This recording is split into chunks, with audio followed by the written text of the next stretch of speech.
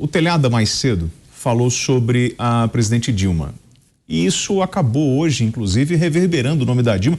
Telhada, você lembra que a Dilma, na verdade, durante a campanha do Lula, o PT tentou descolar a imagem da Dilma com o Lula. Mas agora, a escolha do próximo nome para comandar a Petrobras, do novo governo Luiz Inácio Lula da Silva, poderá ficar a cargo da Dilma Rousseff. E de acordo com o site O Antagonista, a ex-presidente já tem inclusive um favorito, Maurício Muniz Barreto de Carvalho, ex-ministro-chefe da Secretaria de Portos. Ele também foi secretário do PAC no governo da petista. Até o momento, o mais cotado para indicação é o senador petista, o Jean Paul Prates. O Fernando Haddad, indicado como ministro da Fazenda, chegou a dizer que seu correligionário entende do setor. Prates, que detém o apoio da governadora do Rio Grande do Norte, a Fátima Bezerra, seria acomodado no Ministério da Pesca caso se concretize o nome de Maurício Muniz para a Petrobras. Ou seja, na verdade, então, a Dilma sempre esteve colada no Lula, apesar da tentativa de descolar no período eleitoral, Telhada? Não há dúvida disso, né, William? Você sabe que não me traz muita estranheza tudo isso, porque era previsível que o PT ele age muito assim, né? Ele, aonde ele vai, onde ele assume, o que ele faz, ele sempre leva aquelas pessoas que são caras pro partido, né? Você vê o Haddad, a Dilma, são pessoas que há anos acompanham o Lula e participam ativamente da vida política do PT. Eu entendo o seguinte, com todo respeito, eu não quero aqui ofender as pessoas, porque a gente é respeitoso. Mas a gente, ouvindo a história recente das pessoas, nós sabemos que, infelizmente, a presidente Dilma foi um caos para o Brasil, né? Tanto foi um caos que foi cassada e, como você mesmo disse, o próprio Lula tentou se afastar da imagem dela, tentou não deixar a imagem dela ficar muito colada, porque foi uma imagem muito pesada. Mas isso eu acho que o PT, pelo menos eu sou obrigado a elogiar, eles têm esse lado de bom, eles não deixam os seus para trás, eles estão sempre juntos, estão sempre se ajudando. Então seria mais do que normal a participação da presidente Dilma, o ex-presidente Dilma, direta ou indiretamente no governo do presidente Lula. Então ela faz agora essa indicação. Eu seria leviano se eu falasse de qualquer um desses cidadãos aqui, porque eu não os conheço pessoalmente, nem os conheço assim a ponto de fazer qualquer referência. A única coisa que eu sei é que o Jean Paul, ele é uma pessoa que conhece bastante a área desde os anos 80, ele trabalha nessa parte de portos, de Petrobras, essas coisas, ele conhece bem. Agora, não é de causar estranheza, mas parece que foi quem falou, foi o vice, né, que falou que o pessoal quer voltar pro local do crime. Então, acho que é isso que estão fazendo, estão retornando aos locais do crime todos que participaram, né? Então, se aconteceu o que aconteceu no passado recente, onde nós tivemos um encerramento não muito agradável para o Partido dos Trabalhadores, eles estão com as mesmas pessoas, com o mesmo grupo. Será que aprenderam a lição ou será que essas pessoas, de repente, se transformaram, veio alguma fada madrinha e com uma varinha de condão transformou essas pessoas e elas passaram a ser pessoas diferentes? É uma dúvida que fica, né? Eu acho que não. Eu acho que no fundo as pessoas não mudam, ainda mais na nossa idade, nós já temos idade para saber disso. Então, com certeza, os problemas serão os mesmos, mas lembrando que tudo isso foi lembrado na campanha, foi dito na campanha. Infelizmente, as pessoas falaram que não, que era uma nova fase, era uma nova vida, que o partido tinha aprendido com seus erros, queria mudar. Pelo que nós vemos, não aprendeu com os erros e nada vai mudar. Vai voltar tudo que era. Zé Maria Trindade, Dilma, ministra de Minas e Energias, lembra disso, Zé? Lembra foi na posse do Alexandre de Moraes que colocaram Temer, Lula, Sarney e Dilma descolando da imagem? Não teve essa jogada ali para tentar não aproximar a imagem da ex-presidente ao presidente que estava concorrendo à eleição? O ex-presidente, não gostou de jeito nenhum de ser chamado de golpista por Dilma Rousseff. E ele não foi golpista, né? Foi uma ação constitucional, um impeachment que inclusive já tinha acontecido antes, né? Com Fernando Collor de Mello e assim por diante. Não me surpreende que a Petrobras caia de novo nas mãos do PT. O PT faz questão de estar onde há um fluxo maior de dinheiro. Antes é que eu te falei, né? Até humilhação se aceita por aqui, perder dinheiro não. Agora, o mais incrível é que o Ministério, né, que vai chefiar esses órgãos aí, essas estatais como Petrobras, vai ficar nas mãos de Sarney, de Renan Filho, o ex-governador de Alagoas, agora senador eleito. Ele deve ser o ministro de Minas e Energia. Está entre infraestrutura e Minas e Energia.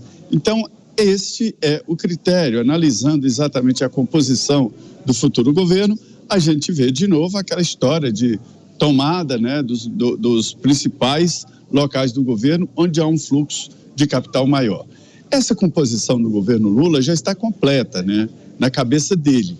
E nesta semana, talvez até na sexta-feira, e todos os nomes já estejam indicados. 37 ministérios, é ministério demais. Eles estão dizendo aqui, já tem partido dizendo, olha, ministério fake eu não quero não. Que é ministério fake? É ministério que não tem verba, que não tem dinheiro. Esta é a linguagem aqui. E aí vão dividindo, até pode ser que alguém ou algum partido chegue na esplanada dos ministérios, quando vai abrir os cofres, não tem dinheiro, aí o ministério para participar de solenidade e tal, sem dinheiro para liberar, e aí não vale, né? Então, esta é a briga. As cotoveladas estão intensas, mas nestas alturas, os principais nomes, ou todo o corpo do futuro governo, já estará formado na cabeça aí do Lula e dos seus aliados. Paulo Figueiredo, você consegue me ajudar na análise assim, por que eu, como presidente da República, vou delegar a outra pessoa a indicação de um nome? Por que isso acontece? Você consegue traduzir pra gente? Não é só, eu consigo traduzir, primeiro porque ninguém consegue distribuir tantos cargos quanto o governo federal tem. No final das contas, seria muito bom que nós tivéssemos um Estado muito menor, muito enxuto, né? Se o governo Bolsonaro tivesse sido bem sucedido na privatização da Petrobras, nós não estaríamos discutindo esse assunto hoje no ar, e seria uma maravilha. Sabe aonde o PT não vai mexer? Onde o PT, a Dilma não vai mexer, onde a Dilma não vai causar mais estrago? Na Eletrobras. Essa sim o presidente Bolsonaro conseguiu privatizar, então nós estamos livres. E é por isso que é bom privatizar tudo que der para privatizar. Se a gente tivesse privatizado Banco do Brasil, Caixa Econômica, um monte de coisa que as pessoas não querem privatizar, eu sempre penso o seguinte, olha, pode ser que um dia o PT volte, e aí nós temos que lidar com esse pessoal de novo. Temos que lidar com o pessoal que, segundo o relatório da Polícia Federal, os desvios de esquema de corrupção só da Petrobras causaram prejuízo de quase 70 bilhões de reais para o país. 70 bilhões de reais para o país. Isso é algo como 3 vezes ou mais do que todo o orçamento do Ministério da Infraestrutura que o Tarcísio tinha lá por ano para gastar na construção de pontes, portos, ferrovias, todas as coisas que o Brasil precisa desesperadamente. Nós não temos porque gastamos com esses absurdos de corrupção nessas empresas. E agora a gente está discutindo a nomeação para tocar a Petrobras de alguém que era o secretário do PAC, né? O PAC, que era o Programa de Aceleração do Crescimento, que lidava com todas as empreiteiras do Brasil. Era basicamente o cara que mais lidava com o OAS, Odebrecht, aquele pessoal todo que acabou fazendo delação e admitindo os próprios crimes que cometeram. Então, esse que estava lá como secretário do PAC está sendo cotado pela Dilma, que deixou o Brasil quebrado, foi impeachmentada por fraudar as contas públicas. Esse pessoal agora supostamente vai tocar a Petrobras. Então é um circo dos horrores. O Brasil de janeiro, que se projeta para janeiro, se acontecer, será um circo dos horrores. E pior do que isso, eu sempre chamo atenção, William, vou continuar chamando atenção para isso, o tal do risco moral, moral hazard, a sinalização que a sociedade supostamente teria dado ao trazer essas pessoas de volta à cena do crime, é de que o crime compensa.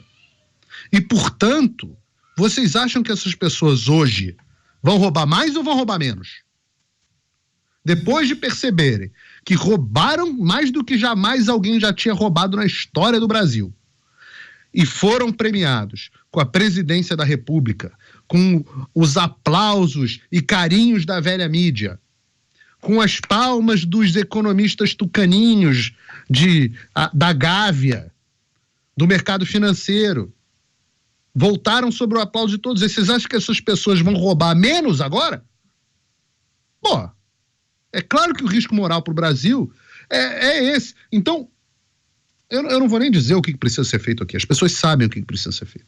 Bom, eu queria chamar a atenção dos senhores que estão agora, pedir ajuda de vocês, você que está acompanhando a gente no YouTube, na TV, dá uma olhadinha para cá e presta atenção na imagem que eu vou mostrar. O presidente Jair Bolsonaro e a primeira-dama Michele Bolsonaro se emocionaram hoje numa cerimônia de arreamento da bandeira no Palácio da Alvorada.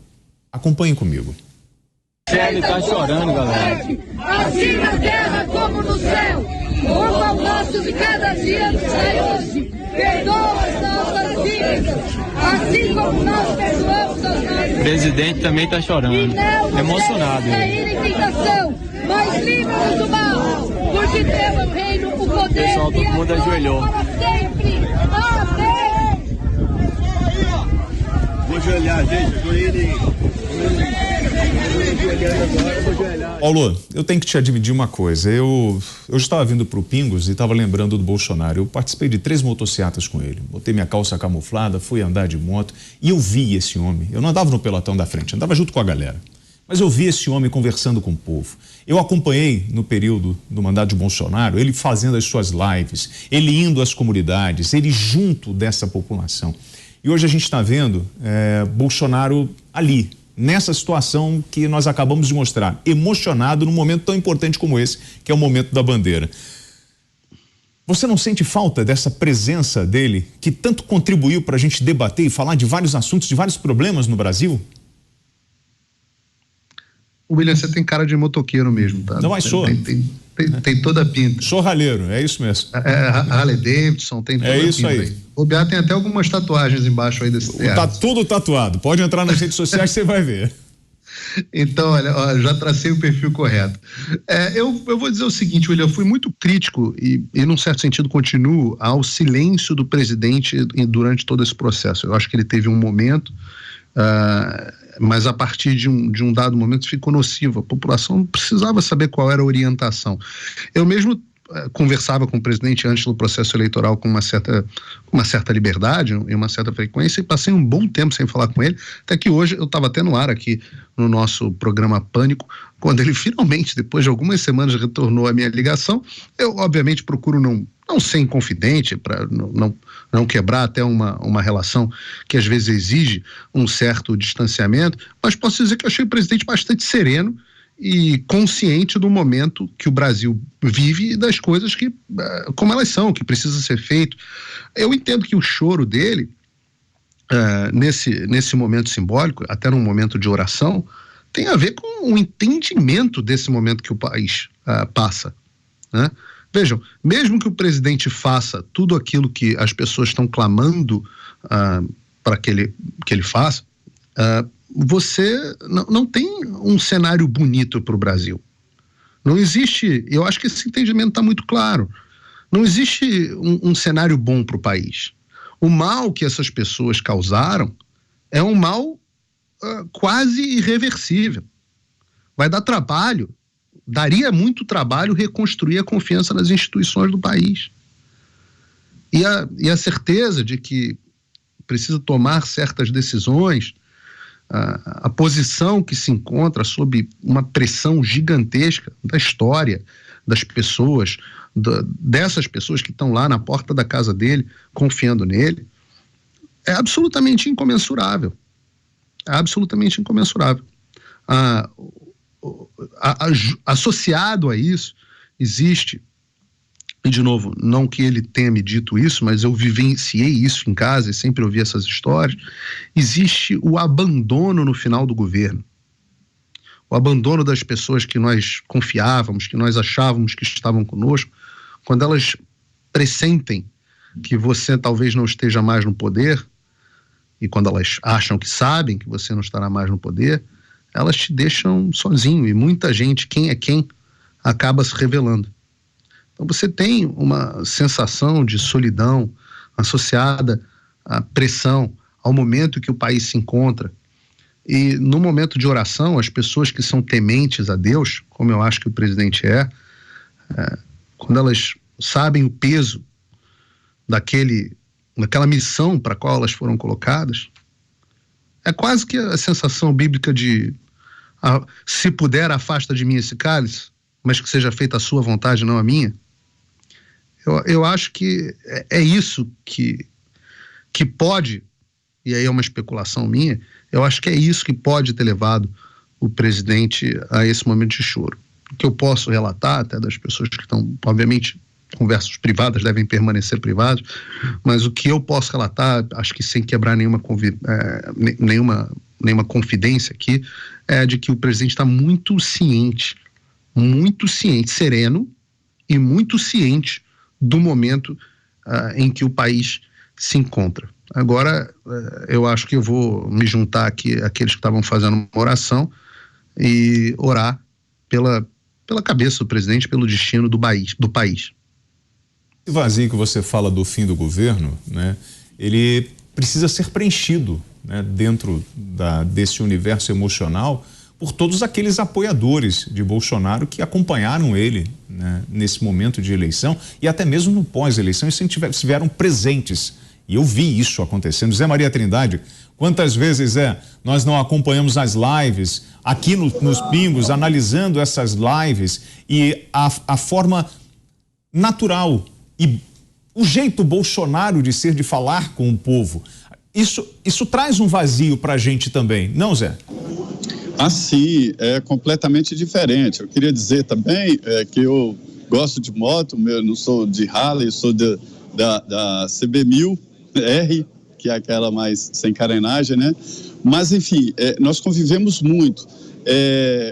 Nós nos encontramos lá na Marinha, no Clube de Fuzileiros Navais aqui, e ele atravessou todo o pátio, foi lá me cumprimentar, me deu um abraço, e também, Paulo, falou várias palavras e tal, que não vou repetir aqui por se tratar de uma conversa privada. Eu até perguntei, eu posso falar isso no ar? E ele me respondeu, é melhor não, né? Mas o que fica, o resumo, é a inevitável comparação do governo dele com anteriores e com o futuro. E ele entrega um governo bem melhor, isso é evidente. Sobre esse caso aí, ali é a residência oficial, Palácio da Alvorada. Tomo palavras dele lá. Eu nunca vi um presidente da República saindo e o povo pedindo para ele ficar. Eu repito, eu nunca vi. A maioria já vai tarde, né? Quando nada, a solidão que o Paulo descreveu. Mas eu vi ontem filas e filas de carros na porta do Alvorada tentando ficar ali. A gente viu a grande concentração e não havia promessa, não havia chamamento para o presidente Jair Bolsonaro ir até o povo. A gente vê aí as cadeiras, né? Tem um espelho d'água em frente e do outro lado é aquele jardim extenso do Palácio da Alvorada, onde ficam as emas e tal. E aí apareceu lá hoje, de surpresa, o presidente Jair Bolsonaro e a primeira-dama Michele Bolsonaro. Ela colocou os joelhos no chão, orou para aquelas pessoas que estavam ali, as pessoas todas ficaram, todo mundo muito emocionado. E foi nesse contexto que o presidente Jair Bolsonaro ficou também emocionado. Esta solenidade acontece todos os dias. A bandeira, como símbolo nacional, ela tem normas para ser hasteada e ser retirada do mastro, né? Sempre às 6 da tarde, ela é arriada, e isso diante de uma solenidade, né? Por se tratar de um órgão oficial. Então foi um encontro muito bonito, ele não deu declarações bombásticas, poderia, se tivesse atrás de notícia fácil, e esse silêncio dele é considerado valioso exatamente porque é o momento em que o país está atravessando uma fase difícil.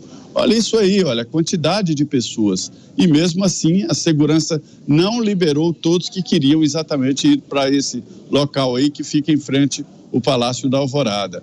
Quero ver o Dino mandar prender tanta gente assim, né? Zé, se fosse em outro momento, né, fora esse que a gente está vivendo, eu não tenho dúvidas que Bolsonaro ligaria e a gente ia estar batendo papo com ele aqui falando sobre os problemas do Brasil. Eu não acredito muito em coincidências, mas olha como é que são as coisas. O Zé é motociclista, eu motociclista, o Paulo começou a levantar essa bola aqui, e o Telhada, você viu também, Telhada, esse movimento, essa força de Bolsonaro nas ruas. Você esteve nas motocicletas, você estava lá, presente, como um motociclista. Então a gente, quando vê esse vazio, isso precisa ser corrigido. A solenidade de hasteamento e arreamento da bandeira nacional é sempre muito significativa, principalmente para nós militares, né? Até hoje, depois de milhares e milhares de ver a bandeira ser hasteada, arriada, de cantar hino nacional, até hoje isso sempre emociona a gente. Imagina a situação do presidente Bolsonaro depois de tudo que ele se sacrificou. Gente, ele foi ele foi esfaqueado na campanha, gente. Tentaram matar o presidente, o candidato de presidente do Brasil, e até hoje não sabem quem mandou matar. Mas vai aprender a arma da deputada, mas não sabe quem mandou matar o presidente. Ele foi em inúmeras missões aí, ele dormia em quartel para não gastar dinheiro público. Ele dormia em embaixadas, ele evitava ao máximo qualquer tipo de privilégio que ele teria pelo cargo, ele evitava por achar que não era correto aquilo. E nós já vimos aí os ministros em Nova York gastando rios de dinheiro, o outro que é quase presidente viajando com um jatinho de amigos e por aí vai. Então eu imagino que deve passar na cabeça dele nesse momento quando ele fala, puxa vida, eu fiz tudo isso, eu me esforcei, eu quase morri. Ele sempre fala nas suas palavras que ele sempre inicia dando graças a Deus pela vida dele. E eu vi deputada do PT lá na Assembleia falando que era facada fake, porque não saiu sangue. Vocês viram, todo mundo já viu alguma foto dele na rede social sem camisa ou de camisa aberta, você vê o rasgo que tem no peito dele. É praticamente, a gente que está acostumado a ver cadáver por causa da ocorrência, é praticamente uma necrópsia, o peito todo aberto. E acham que é facada fake. Ele passou tudo isso e recebeu, infelizmente, o desprezo de grande parte da população, não só dos 60 milhões que votaram no PT, mas de quase 37 milhões 900 mil pessoas que se abstiveram de comparecer à eleição, que votaram em branco, que votaram nulo. Quase 38 milhões de pessoas se acovardaram e não apresentaram o seu voto, e o resultado é esse. Eu imagino o que passa pela cabeça dele. Imagino talvez até o sentido de frustração, de tristeza, por ter feito o máximo. Mas o presidente falava muito, mas o presidente falava palavrão, mas o presidente era explosivo. Parabéns! Agora nós vamos ter um presidente que fala palavrão, nós vamos ter um presidente que é explosivo, de uma conduta às vezes complicada e que pior, tem uma vida pregressa que infelizmente não é referência para nós passarmos para os nossos filhos. É frustrante ver uma imagem dessa, de comoção, e é frustrante nós sabermos que um homem que se esforçou tanto pelo seu país, no final recebeu o desprezo de grande parte da população. População, infelizmente nós pagaremos caro por isso. Paulo, entre erros e acertos, a gente não pode descartar que ele escreveu a sua história, inclusive com uma caneta Bic, que é uma característica dele, de uma forma muito simples, porém enfrentando problemas que nenhum presidente tinha enfrentado. Pandemia, guerra na Ucrânia, lockdown na China, todas as dificuldades que o nosso povo enfrentou, e ele sempre esteve ali, falando no jeito Bolsonaro de ser, mas no enfrentamento. Não foi isso? William, pior do que tudo isso que você citou, que o presidente Bolsonaro enfrentou e que nenhum outro presidente enfrentou da mesma forma, foi a imprensa, a velha mídia. Meu avô, obviamente, todo mundo que tem um pouquinho mais de idade sabe que ele não gostava de jornalista, né? Quando eu falei, era vivo quando eu disse para ele que eu ia fazer faculdade de jornalismo, e foi quase que um desgosto horroroso. Espero que ele tenha gostado do resultado final, mas onde quer que ele esteja. Mas o que o presidente Bolsonaro enfrentou faz com que todo o viés que a imprensa tinha no passado seja fichinha. O que hoje o jornalismo, as redações de todo o Brasil fizeram durante 4 anos, mais um pouquinho, porque teve o período eleitoral, foi como nós vamos falar mal do Bolsonaro. Todas as notícias eram interpretadas sob a ótica de desgaste do presidente. Então, isso foi o que permitiu que Rodrigo Maia se aproveitasse, tentasse dar um golpe no meio do governo, que o pessoal utilizasse a Covid para desgastá-lo, e acredito que ele tenha dado uma forcinha ajudado nesse momento, né? Nem sempre ele foi feliz nas colocações dele, para dizer o mínimo, mas foi bem menos infeliz do que a imprensa fez crer, principalmente nas políticas. Ele defendia as políticas que se mostraram corretas para o combate à Covid, na imensa maioria dos casos. Então, o pior foi isso. Agora, o que nós estamos vendo, e isso talvez seja um componente desse choro, pelo menos seria se fosse eu o presidente, é ver que, no final das contas, muito do legado dele está sendo imediatamente desfeito. A velocidade com que o PT promete desfazer quase tudo de bom que o presidente Bolsonaro conseguiu fazer é impressionante. Se o Lula assume de fato no dia 1º, nós teremos um cenário no Brasil pior do que o que o presidente Bolsonaro encontrou em 2019, quando assumiu. Pior. O Brasil estaria numa situação pior. E o próprio presidente, sem a sua caneta BIC, será implacavelmente perseguido, difamado e com ele todos os seus aliados. Então, o que ficará para a história será pelo menos no curto prazo, graças à imprensa militante, graças a esse establishment ocupado por esses vermes que estão dentro de certas instituições brasileiras, o que ficará para a história será um legado quase inexistente, e alguém que será difamado, perseguido e injustiçado. Eu não acho que essa seja uma possibilidade aceitável, não. E nesse ponto, se eu tivesse na cadeira do presidente, William, eu não ia aceitar que fizessem isso comigo, não.